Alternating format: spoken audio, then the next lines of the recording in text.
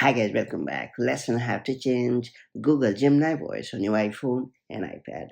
If you have been using Google Gemini on your iPhone or iPad and want to fully personalize your experience even further, changing the assistant's voice is a great place to start. So whether you prefer a more natural tone, a different accent, or simply want a fresh sound, Gemini offers multiple voice options to suit your preferred style. That said, let's get started.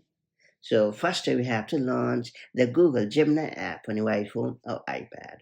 And then you have to tap on your profile located at the top right.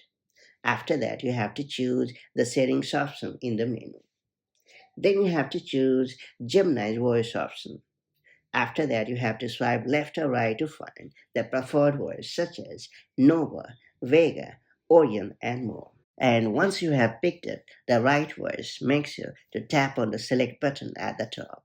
And finally, you have to hit the done button at the top right to confirm the action. And that's about it. So that's how you can easily change the Google Gemini voice on your iPhone and iPad. With just a few taps, you can fully customize how your AI assistant sounds and make your interactions more personal and enjoyable. Now that you have unlocked this hidden feature, make the most of it to enhance your experience, and I'll catch you up in the next one.